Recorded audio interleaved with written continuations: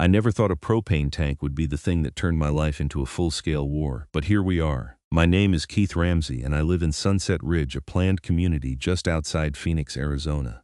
It's one of those places where every house looks almost identical. The lawns are measured with rulers, and the HOA board treats the covenant like it's the Constitution. I bought my house 3 years ago, a nice 4-bedroom place with a pool and a decent backyard. The property came with a propane tank that I used for my grill, my outdoor fire pit, and my backup generator. Nothing fancy, just standard homeowner stuff. Everything was fine until last March when I got a letter in my mailbox. Not an email, mind you, but an actual printed letter on cream-colored cardstock with the Sunset Ridge HOA letterhead. The letter was signed by Nancy Pemberton, the HOA president, and it informed me that I was in violation of Section 12.7 of the community guidelines. According to Nancy, I was required to switch my propane supplier from my current company, Desert Gas Solutions, to their approved vendor, Premium Propane LLC. I read the letter 3 times, convinced I was missing something. I had been using Desert Gas Solutions since I moved in. They were local, reliable, and their prices were reasonable. I pulled out my copy of the HOA covenant and flipped to Section 12.7. The language was vague at best, something about approved vendors for combustible fuel storage, but nothing specifically mandating premium propane. There was a provision that gave the board discretion to designate preferred vendors, but it also said homeowners could use alternatives if they met safety standards. I decided to attend the next HOA board meeting to clear this up. The meetings were held on the 3rd Thursday of every month at the community center, a bland beige building next to the pool. I showed up at 7 in the evening, taking a seat in the back row. There were maybe 15 other homeowners there, most of them looking as thrilled to be there as I was. Nancy Pemberton sat at the head table with 4 other board members. She was exactly what you'd picture when you hear HOA president. Mid-50s, shoulder-length blonde hair with aggressive highlights, and the kind of tight smile that made you feel like you were already in trouble. She wore a blazer over a floral blouse and had reading glasses on a chain around her neck. The meeting dragged through the usual business. Someone complained about a neighbor's fence height. Another person wanted to discuss the pool hours. Finally, during the open forum section, I raised my hand. "Yes, Keith?" Nancy said, consulting her attendance sheet. "I got a letter about switching propane suppliers," I said. "I'm wondering why that's necessary. My current supplier meets all safety standards and has all the proper licensing." Nancy's smile tightened further. "As stated in the letter, Premium Propane is our approved vendor. The board has determined that standardizing suppliers ensures consistent safety and service quality for the community. But Section 12.7 allows for alternative suppliers if they meet safety standards," I countered. "Desert Gas Solutions is fully licensed and insured. The board has exercised its discretion," Nancy said, her voice taking on a sharper edge. "Premium Propane has an exclusive service agreement with Sunset Ridge. All residents with propane service must use them." "An exclusive agreement?" I asked. "When was that voted on? I don't remember seeing anything about it." One of the other board members, a balding guy named Todd, leaned forward. "It was discussed and approved at the February board meeting. It's within our authority as outlined in the covenant." "I'd like to see the contract," I said. Nancy's expression could have frozen water. "HOA contracts are board business. You have 30 days to switch suppliers or face a fine of $200 per week." That was it. Discussion over. Nancy moved on to the next agenda item before I could respond. I left the meeting furious. Something about this whole situation smelled wrong. Why would the board suddenly require everyone to use one specific company? And why Premium Propane? Over the next few days I did some digging. I started by looking up Premium Propane LLC. Their website was basic, just a landing page with a phone number and an email address. No customer reviews, no company history, nothing. I ran a business search through the Arizona Corporation Commission database and found that Premium Propane had been registered just 4 months earlier. The registered agent was a woman named Patricia Pemberton. Same last name as Nancy. I dug deeper. Social media searches revealed that Patricia Pemberton was Nancy's daughter. She was 28, lived in Scottsdale, and according to her LinkedIn, she had worked in marketing before suddenly becoming the owner of a propane company. This was starting to make sense. Nancy had created an exclusive deal with her daughter's company, essentially funneling all the HOA's propane business to a family enterprise. I called Desert Gas Solutions and spoke with their owner, Miguel. "Hey, did you guys get any notice about losing the Sunset Ridge account?" I asked. "Yeah, about 2 months ago," Miguel said. "Got a letter from the HOA board saying they were switching to an exclusive provider. We've been servicing that community for 10 years. They didn't even give us a chance to bid on a contract or anything. Just cut us off. That doesn't seem right," I said. "It's not, but what can we do? HOAs have a lot of power. If they want to make a deal with someone else, that's their call. We just lost about 40 customers." After hanging up with Miguel, I checked the prices Premium Propane was charging. I called them, pretending to be a potential new customer. The woman on the phone quoted me rates that were nearly 40% higher than what I was currently paying Desert Gas Solutions. 40%. And Nancy was forcing everyone in the neighborhood to use them. I decided to fight back, but I needed to be smart about it. I started by requesting copies of all HOA board meeting minutes from the past year under Arizona's planned community disclosure laws. Nancy tried to stall, but I quoted the statute at her and eventually she had to comply. When I got the minutes, I found exactly what I expected. The Premium Propane contract had been approved at the February meeting with zero community input and zero competitive bidding. It was just Nancy and her board cronies voting to give her daughter's company a monopoly. I also found something else interesting. The minutes mentioned that Premium Propane would be paying the HOA an annual fee of $5,000 for the exclusive rights. That fee wasn't disclosed to homeowners. It was essentially a kickback paid to the HOA's operating fund, which Nancy had discretion over. Armed with this information, I hired a lawyer. Her name was Rachel Morrison, and she specialized in HOA disputes. I met with her at her office in downtown Phoenix on a Tuesday morning. Rachel was in her early 40s, sharp as a tack, and she didn't waste time on pleasantries. "So let me get this straight," Rachel said after I explained the situation. "The HOA president's daughter owns the propane company. The HOA board gave that company an exclusive contract without competitive bidding. They're charging above market rates. And they're receiving an annual fee that wasn't disclosed to homeowners." "That's exactly it," I said. "This is a textbook conflict of interest," Rachel said. "And depending on how the money is being used, it could be embezzlement or self-dealing. Arizona law requires HOA boards to act in the best interest of the community, not line their own pockets." "So what can we do?" I asked. "We can file a complaint with the Arizona Department of Real Estate. They oversee HOAs and can investigate. We can also demand a special meeting of homeowners to vote on removing Nancy from the board, and if we find evidence of financial impropriety, we can potentially file a lawsuit." "Let's do all of it," I said. Rachel smiled. "I like your style." We started the process immediately. Rachel filed a formal complaint with the Department of Real Estate detailing the conflict of interest and the lack of competitive bidding. She also prepared a petition for a special homeowner meeting, which required signatures from at least 10% of the community. I spent the next 2 weeks going door to door, explaining the situation to my neighbors. Most people were outraged when they heard what was happening. Nancy had a reputation for being difficult, but this was a new level of corruption. I got the required signatures within 10 days. Rachel submitted the petition to the HOA board, and Nancy was forced to schedule a special meeting. The date was set for April 15th, 3 weeks away. In the meantime, I decided to take things a step further. If Nancy could play dirty, so could I. I started looking into Premium Propane's actual business operations. Since they were so new, they didn't have much infrastructure. I discovered that they were essentially a reseller. They didn't own any trucks or storage facilities. They were buying propane from a wholesaler and marking it up for delivery. The actual service work was being subcontracted to another company. That gave me an idea. What if I could cut Premium Propane out of the equation entirely? I called Miguel at Desert Gas Solutions and pitched him a crazy plan. "What if I bought a propane company?" I asked. Miguel laughed. "You want to start a propane business?" "Not start. Buy. Is your company for sale?" There was a long pause. "I've been thinking about retiring," Miguel admitted. "My kids aren't interested in taking over, and I'm 62. But I haven't seriously looked for a buyer." "What would it take?" I asked. We met for lunch the next day at a barbecue place in Tempe. Miguel brought his financial records. Desert Gas Solutions was a solid business. It had been around for 23 years, had a loyal customer base, and owned 3 delivery trucks, a storage facility, and all the necessary equipment. Miguel was asking $350,000. "I'd need to see everything audited," I said. "But if the numbers check out, I'm interested." "You're serious about this?" Miguel asked. "Completely. I had some money saved up and a decent amount of equity in my house. I also had a 401k that I could potentially tap into, though that would come with penalties."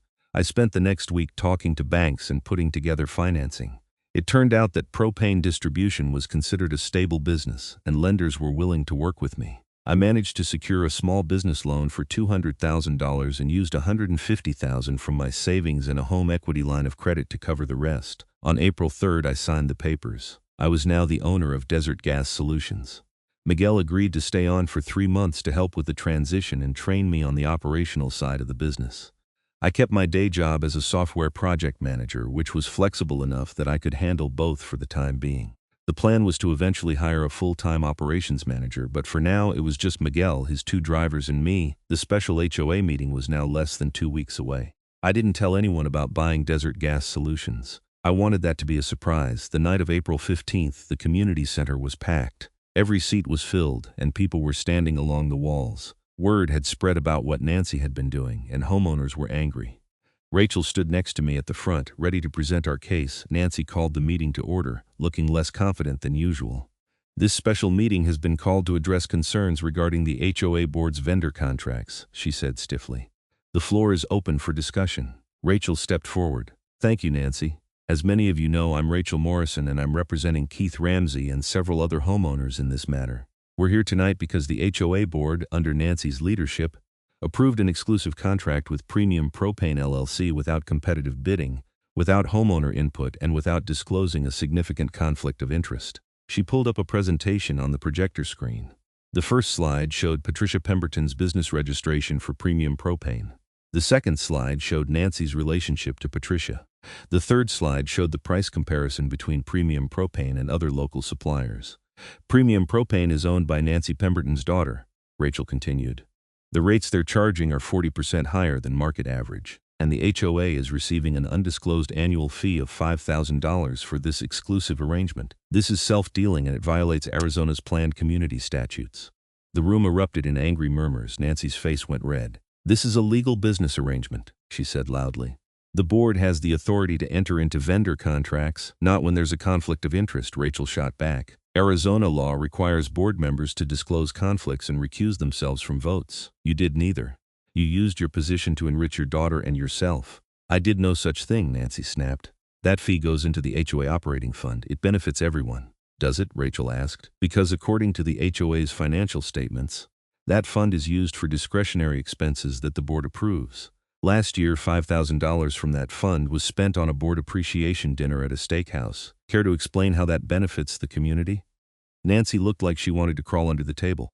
Todd, the balding board member, tried to come to her defense. The board works hard. We deserve recognition. You're volunteers, someone shouted from the audience. You don't deserve kickbacks. The meeting devolved into chaos for a few minutes. Rachel eventually restored order and called for a vote. We're proposing the immediate termination of the Premium Propane exclusive contract and the removal of Nancy Pemberton from the HOA board. All those in favor? Hands shot up across the room. It wasn't even close. Rachel counted the votes. Out of the 93 homeowners present, 87 voted in favor. Nancy was out. She stood up, grabbed her purse, and stormed out of the community center without another word. Todd and one other board member followed her. The remaining board members stayed and agreed to cooperate with a full audit of the HOA's finances. After the meeting, several neighbors came up to thank me. One guy, a retired engineer named Frank, shook my hand. I knew something was fishy about that propane deal, he said. Good on you for standing up to her. Thanks, I said. But we're not done yet. The next day, I made some calls. First, I contacted every homeowner in Sunset Ridge who had been forced to switch to Premium Propane. I introduced myself as the new owner of Desert Gas Solutions and offered them a deal. If they switched back to my company, I'd give them a 10% discount off their previous rates for the first year. Most people jumped at the opportunity. Within a week, I had signed contracts with 38 households. Then I called Premium Propane. Patricia Pemberton answered the phone. Hi, Patricia, I said. This is Keith Ramsey. I'm calling to let you know that I'm the new owner of Desert Gas Solutions, and I've just signed contracts with most of your former customers in Sunset Ridge. There was silence on the other end. I'm also calling to inform you that as a licensed propane supplier, I'll be submitting a bid to become an approved vendor for the Sunset Ridge HOA. Since the exclusive contract with your company has been terminated, the HOA is now accepting competitive bids. I'm confident my rates will be significantly better than yours. You can't do this, Patricia said, her voice shaking. Actually, I can. It's called business. Maybe you and your mom should have thought about that before trying to scam an entire neighborhood. I hung up before she could respond. The new HOA board, which now included Frank and 2 other homeowners who had been elected to replace Nancy and her allies, formally requested bids from propane suppliers. I submitted a proposal with rates that were 20% lower than what Premium Propane had been charging. 2 other companies also submitted bids, but mine was the most competitive. The board approved my contract at the May meeting. But I wasn't done. I'd bought a propane company and I intended to make it successful. That meant expanding beyond just Sunset Ridge. I reached out to other HOAs in the Phoenix area, offering competitive rates and reliable service. Miguel's reputation helped a lot. People knew Desert Gas Solutions as a trustworthy company, and with the new ownership came new energy and marketing. Within 3 months, I had doubled the customer base. I hired a third driver and promoted one of the existing drivers, Carlos, to operations manager.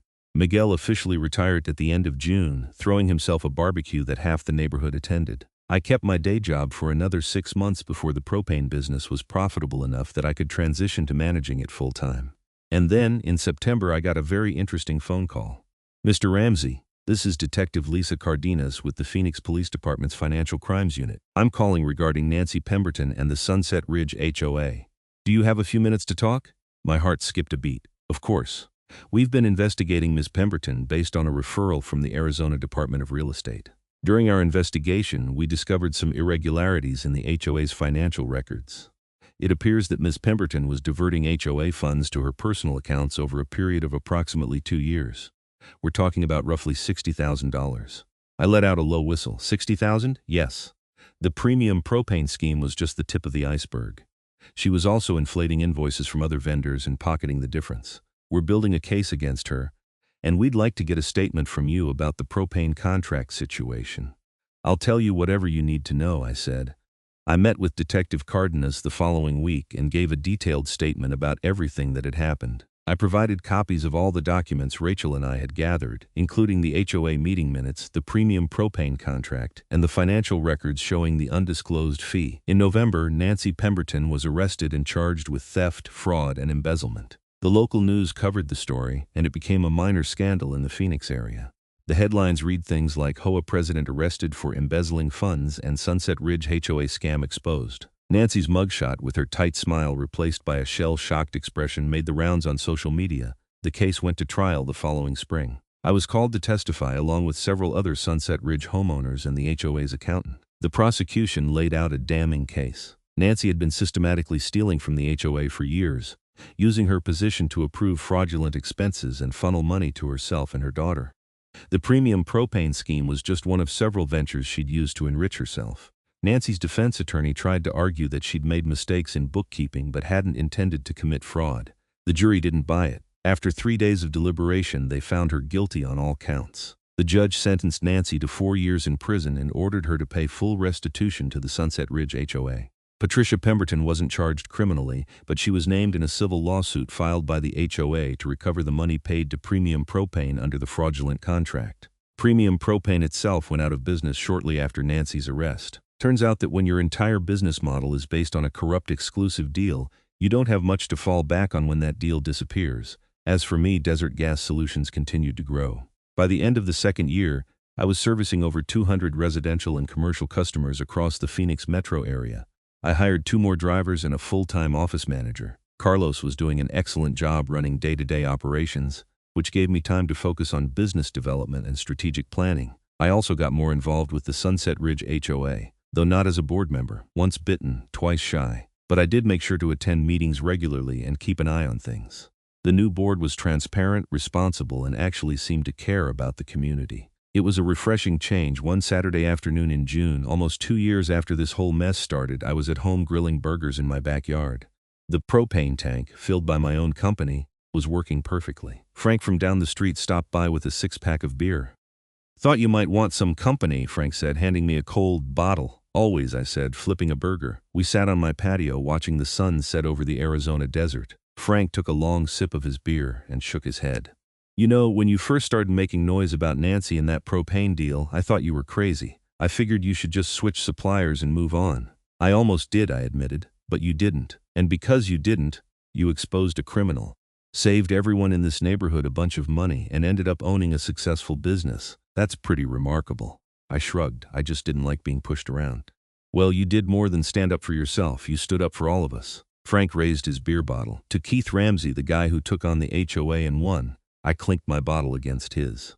"To not letting people get away with shady stuff." We drank to that, and Frank stayed for dinner.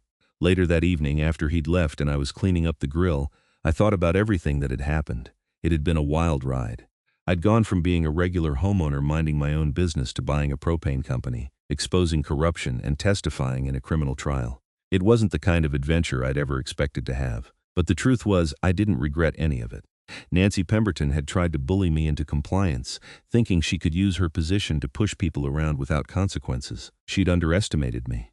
More importantly, she'd underestimated the willingness of people to fight back when something is wrong. The next phase of my plan came together in August of that second year. I'd been thinking about the bigger picture. Sunset Ridge wasn't the only community with HOA problems. Across the Phoenix area, and really across the entire country, there were countless stories of HOA boards abusing their power, creating sweetheart deals with vendors, and generally making life miserable for homeowners. I'd lived through it, and I knew how frustrating it was. So I decided to do something about it. I partnered with Rachel Morrison to create a consulting service for homeowners dealing with HOA disputes. Rachel handled the legal side, and I focused on investigating suspicious vendor contracts and financial irregularities. We called it HOA Accountability Solutions. Our pitch was simple: if you think your HOA board is doing something shady, we'll investigate and help you fix it. The response was overwhelming. Within the first month, we had 15 clients. Some cases were minor, just boards being overly aggressive about covenant enforcement, but others were serious. We uncovered a situation in Chandler where an HOA board member was running a landscaping company that had an exclusive contract with the community at inflated rates. We found another case in Mesa where the HOA president was approving unnecessary repairs and getting kickbacks from the contractors. Each investigation followed a similar pattern. We'd gather evidence, present it to the homeowners, and help them take action. Sometimes that meant forcing a board member to resign. Other times it meant filing complaints with state regulators, or even involving law enforcement. The work was satisfying in a way my old job had never been. I was helping people who felt powerless against bureaucratic systems designed to protect those in charge. Desert Gas Solutions became a case study we used when pitching our services. I'd explain how I'd gone from being a victim of HOA corruption to owning the company at the center of the scheme. People loved the story. It was proof that fighting back could lead to real change. In October, I got a call from a journalist at the Arizona Republic. She was writing a feature story about HOA corruption and wanted to interview me. I agreed, and the article ran 2 weeks later on the front page of the local section. The headline read, "Phoenix Man Buys Propane Company to Fight HOA Corruption, Exposes Embezzlement Scheme." The article detailed everything that had happened with Nancy Pemberton and Sunset Ridge. It also highlighted the work Rachel and I were doing with HOA Accountability Solutions. The story went viral locally, and we got calls from homeowners as far away as Tucson and Flagstaff asking for help. The attention also brought some unexpected opportunities. I was invited to speak at a statewide HOA reform conference in Phoenix that December. The conference was attended by legislators, HOA board members, and homeowners' rights advocates. My keynote speech focused on the need for greater transparency and accountability in HOA governance. HOAs are supposed to serve the community, I told the audience. But too often they become little fiefdoms where a handful of people wield unchecked power. When board members can approve contracts without competitive bidding, when they can spend community funds without oversight, and when they face no consequences for conflicts of interest, corruption becomes inevitable. We need stronger laws, better enforcement, and homeowners who are willing to stand up and demand better. The speech got a standing ovation. Afterward, several state legislators approached me to discuss potential reforms to Arizona's planned community laws. I spent an hour talking with them about the gaps in current regulations and what changes would make a real difference. By the time the third year rolled around, Desert Gas Solutions was thriving. We'd expanded our service area to cover most of the Phoenix metro region and parts of Tucson. I'd hired 8 employees and moved the company into a larger facility with more storage capacity. The business was profitable, growing, and had an excellent reputation. But the real victory wasn't financial. It was the impact we'd had on communities. Through HOA Accountability Solutions, Rachel and I had helped over 50 homeowner groups address corruption, abuse of power, and financial mismanagement.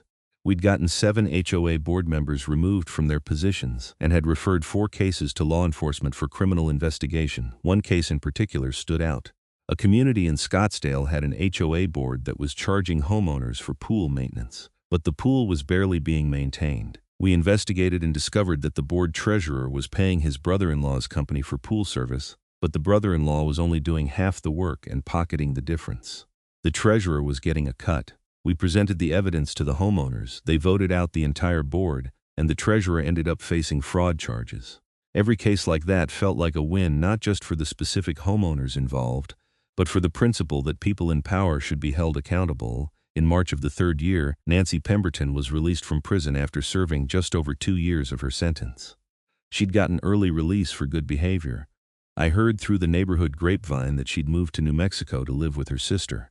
Patricia, her daughter, had apparently gone back to working in marketing.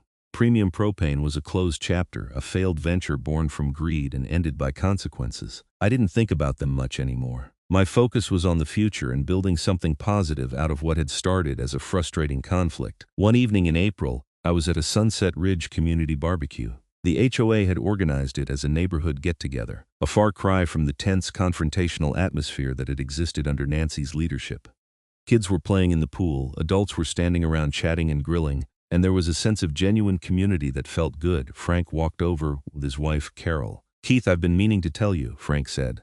"Carol and I are moving. I got a job offer in Colorado, and we're going to be closer to our grandkids." "That's great," I said, though I was genuinely going to miss having Frank around. "Colorado's beautiful." "It is," Carol agreed. "But before we go, we wanted to thank you. What you did here, standing up to Nancy and cleaning up the HOA, it made this community a place we were proud to live in. That matters." "I appreciate that," I said, feeling a bit emotional. "I just did what needed to be done." "Most people don't," Frank said. "Most people complain and then give up. You didn't. And that made all the difference." We hugged, and I promised to visit them in Colorado. Watching them walk away, I felt a deep sense of satisfaction. This whole journey had started with a simple letter telling me to switch propane suppliers. I could have complied. I could have grumbled and paid the higher rates and moved on with my life. But I didn't. I fought back, and in doing so, I'd changed my life and the lives of the people around me. The business continued to grow. By year 4, Desert Gas Solutions was one of the largest independent propane distributors in the Phoenix area. We were competing with the big national chains and winning customers based on service, reliability, and price. I'd hired a full management team, which meant I could focus on strategy and growth rather than day-to-day operations. HOA accountability solutions also expanded. Rachel brought on 2 more attorneys, and we hired a forensic accountant to help with financial investigations. We were now handling cases across Arizona and even getting calls from homeowners in other states asking if we could help them. While we couldn't practice law outside Arizona, we started offering consulting services and connecting people with local attorneys who specialized in HOA law. In June of year 4, I got an invitation to testify before the Arizona State Legislature's Committee on Commerce. They were considering a bill that would strengthen HOA oversight and require greater transparency in vendor contracts. I flew to the state capitol in Phoenix and spent 2 hours answering questions from legislators about my experience and what reforms would be most effective. The bill passed later that year. It required HOAs to disclose any conflicts of interest in vendor contracts, mandated competitive bidding for contracts over $10,000, and created stronger penalties for board members who engaged in self-dealing. It wasn't perfect, but it was a significant step forward. When the bill was signed into law, one of the legislators who'd sponsored it sent me a handwritten note. "Thank you for your advocacy and for sharing your story. This law will protect thousands of Arizona homeowners from the kind of corruption you experienced. Your courage made this possible." I framed the note and hung it in my office at Desert Gas Solutions, right next to a photo of the first propane truck I'd ever owned. 5 years after buying the company, I stood in front of my employees at our annual meeting. We'd just finished reviewing the financials. Revenue was up 30% from the previous year. Customer satisfaction scores were at an all-time high. We'd added 2 more trucks and opened a satellite office in Tucson. "I want to thank all of you," I said, looking around the room at the team I'd built. When I bought this company, it was because I was angry about an HOA trying to push me around. I wanted to fight back, and buying Desert Gas Solutions seemed like the best way to do it. But it became so much more than that. It became about building something we could all be proud of. A company that treats customers fairly, pays employees well, and operates with integrity. That's what we've built together, and I couldn't be more grateful. The room erupted in applause. Carlos, my operations manager, stood up. "And we're grateful to you, Keith. You took a risk on this company and on all of us. You gave us opportunities to grow and succeed. This isn't just a job. It's a place where we actually want to come to work every day." More applause. I felt a lump in my throat. These were good people, hardworking people, and I was lucky to have them. After the meeting, I drove back to Sunset Ridge. The neighborhood looked peaceful in the evening light. Lawns were green, houses were well maintained, and there was no drama or corruption lurking beneath the surface. The HOA was functioning the way it was supposed to, serving the community rather than enriching a few individuals. I pulled into my driveway and sat in my car for a moment, reflecting on everything. 5 years ago, I'd been a regular guy with a regular job, living in a nice house and minding my own business. Then Nancy Pemberton sent me that letter, and everything changed. I'd fought back, bought a company, exposed corruption, helped dozens of other homeowners, and built a successful business. It had been exhausting, stressful, and sometimes scary, but it had also been the most rewarding experience of my life. I got out of the car and walked into my backyard. My propane grill was sitting on the patio, connected to a tank filled by Desert Gas Solutions. I fired it up and threw on a steak. As the meat sizzled, I thought about Nancy Pemberton. I wondered if she ever regretted what she'd done. I wondered if she understood that her greed and arrogance had been her downfall. Probably not. People like Nancy rarely took responsibility for their actions. They blamed others, made excuses, and convinced themselves they were the victims, but it didn't matter. She'd faced consequences, and that was enough. The steak was perfect, medium rare and juicy. I sat on my patio, ate dinner, and watched the stars come out over the Arizona desert. Life was good. I'd taken a stand, fought for what was right, and come out on top. Not everyone got that kind of satisfaction. And the best part? Every time I filled a propane tank, every time I signed a new customer, every time I helped someone expose HOA corruption, I was reminded that standing up to bullies and fighting for justice wasn't just the right thing to do. It was also incredibly satisfying. Nancy Pemberton had told me to switch propane suppliers, so I bought the company, and in doing so I'd won far more than just a business dispute. I'd won my freedom, my self-respect, and the knowledge that one person standing up against corruption could make a real difference. That was worth more than all the propane in Arizona. 6 years into owning Desert Gas Solutions, I received an offer I hadn't expected. A regional energy company based in Nevada was looking to expand into the Arizona market, and they wanted to acquire my business.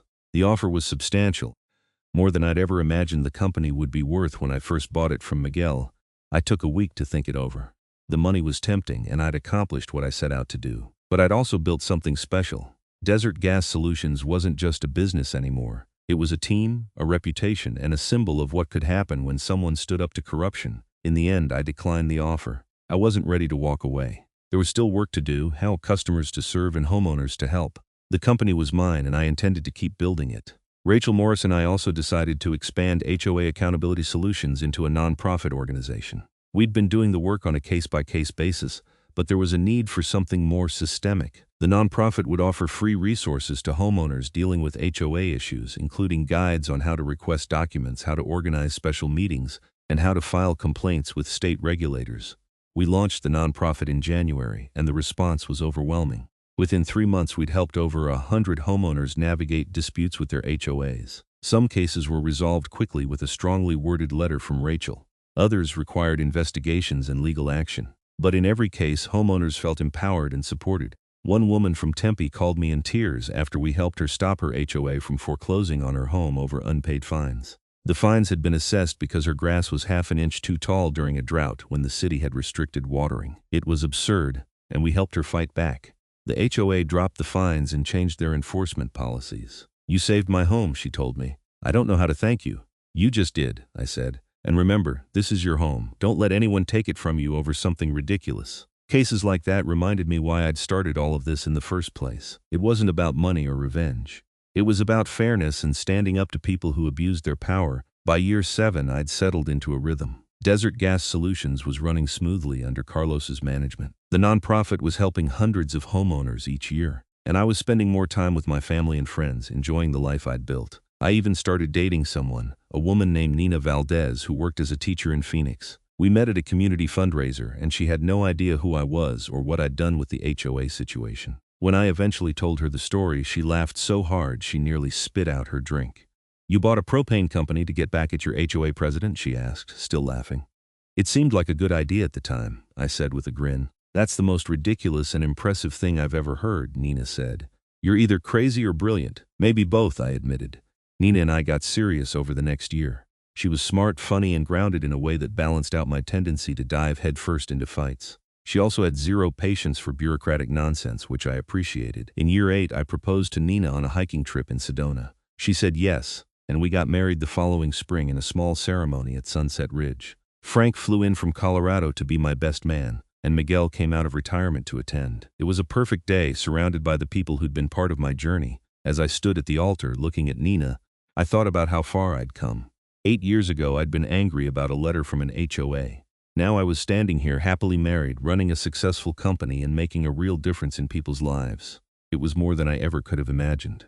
The reception was held at the Sunset Ridge Community Center, the same place where I'd stood up to Nancy Pemberton all those years ago. The symbolism wasn't lost on me. What had once been a place of conflict and confrontation was now a place of celebration and community. During the reception, Frank gave a toast. "I've known Keith for almost a decade now," he said, raising his glass. "And in that time, I've watched him go from being a good neighbor to being a genuine force for good in this community and beyond. He didn't have to fight the HOA. He didn't have to buy a propane company. He didn't have to help dozens of other homeowners facing similar situations. But he did, because that's who Keith is. He sees something wrong and he fixes it. We're all better off because of him. Everyone cheered, and I felt my face flush with embarrassment and pride. Nina squeezed my hand, smiling at me with the kind of love and support that made everything worth it. The party went late into the night. People danced, laughed, and shared stories. It was the kind of celebration that brought a community together, and I was grateful to be at the center of it. As the night wound down and guests started to leave, I found myself standing outside the community center, looking up at the stars. Nina came out and stood beside me, wrapping her arm around my waist. "What are you thinking about?" she asked. "Just how strange life is," I said. "How one letter, one moment of standing up for yourself can change everything." "You didn't just stand up for yourself," Nina said. "You stood up for everyone. That's what makes you special." We stood there in comfortable silence for a while, enjoying the cool Arizona night. Eventually, we headed home, walking hand in hand through the quiet streets of Sunset Ridge. The years continued to pass. Desert Gas Solutions celebrated its 10th anniversary under my ownership. We threw a big party for employees and customers, and Miguel came back to help us celebrate. He looked older but happy, enjoying his retirement and occasionally consulting for the company when we needed his expertise. The HOA Accountability Solutions nonprofit was now operating in 3 states, helping thousands of homeowners each year. Rachel had become a nationally recognized expert on HOA law, and she'd written a book about homeowners' rights that became a bestseller. I wrote a chapter for the book, telling the story of Sunset Ridge and Nancy Pemberton. The book brought even more attention to the issues surrounding HOA governance. We started getting calls from journalists, podcasters, and even a documentary filmmaker who wanted to tell stories about HOA corruption. I did a few interviews, always emphasizing that the point wasn't to demonize HOAs but to demand accountability and transparency. Most HOAs were fine. Most board members were well-intentioned volunteers trying to maintain their communities. But the system was ripe for abuse, and when abuse happened, homeowners needed tools to fight back. That was the message I wanted to spread. In year 12, I got a letter in the mail. It was from Nancy Pemberton. I almost threw it away without opening it, but curiosity got the better of me. Inside was a handwritten note on plain white paper. "Keith, I know you probably don't want to hear from me, and I wouldn't blame you if you tore this up without reading it. But I wanted to say that I'm sorry for what I did. I let power and greed corrupt me, and I hurt a lot of people in the process. You stood up to me when no one else would, and while I hated you for it at the time, I now realize you did the right thing. I've spent the last several years thinking about my mistakes and trying to become a better person. I don't expect forgiveness, but I wanted you to know that I regret my actions, and I'm grateful that you exposed the truth before I could do even more damage. I hope you're doing well, Nancy." I read the letter twice, unsure how to feel. Part of me was angry. Nancy had stolen money, abused her position, and tried to bully me into compliance. She'd gone to prison for it. An apology didn't undo any of that. But another part of me, a smaller part, appreciated the acknowledgement. It took courage to admit wrongdoing, especially to someone you'd wronged so directly. I didn't know if Nancy's apology was genuine or just an attempt to ease her own conscience, but I decided to take it at face value. I didn't respond to the letter. I didn't feel the need to, but I kept it, filed away in a drawer with all the other documents from that period of my life. It was a reminder that people could change, or at least claim to, and that accountability mattered. Nina and I had our first child in year 13, a daughter we named Lily. Holding her in the hospital, looking down at her tiny face, I felt an overwhelming sense of responsibility. This was someone I would protect, teach, and guide through life. I wanted to set an example for her, to show her that standing up for what's right was worth the effort. As Lily grew, I found myself thinking about the legacy I wanted to leave. Desert Gas Solutions would continue, probably long after I was gone. The nonprofit would help homeowners for years to come. But more than that, I wanted to leave behind the idea that ordinary people could make a difference, that you didn't have to be rich or powerful or connected to fight corruption and create change. All you needed was the courage to stand up and the determination to see it through. On a quiet Sunday afternoon, when Lily was about 2 years old, I took her to the Sunset Ridge Community Park. We sat on a bench watching other kids play on the swings and slides. Lily was babbling happily, pointing at birds and clouds and everything that caught her attention. I thought about the journey that had brought me here, the anger I'd felt when I got that first letter from Nancy Pemberton, the decision to fight back instead of giving in, buying Desert Gas Solutions from Miguel, exposing the corruption and watching Nancy get arrested, building a company and a nonprofit that helped people, meeting Nina, starting a family. All of it traced back to that one moment when I decided I wasn't going to be pushed around. Lily tugged on my shirt, pulling me out of my thoughts. "Daddy, swing," she said, pointing at the playground. "Okay, sweetheart," I said, scooping her up. "Let's go swing." As I pushed Lily on the swing, listening to her giggle with delight, I felt a deep sense of contentment. Life had thrown me a curveball with that HOA letter all those years ago. But instead of striking out, I'd hit it out of the park. And now, surrounded by family and community in a neighborhood that was finally free of corruption, I knew I'd made the right choices. Nancy Pemberton had told me to switch propane suppliers. So I bought the company, exposed her crimes, and built a life I was proud of. It was a hell of a journey, and I wouldn't change a thing. The sun was setting over Sunset Ridge, painting the sky in shades of orange and pink. Lily was still swinging, her laughter echoing across the park, and I was right there with her, a husband, a father, a business owner, and a man who'd learned that standing up to bullies wasn't just about winning a fight, it was about creating a better world, one propane tank at a time.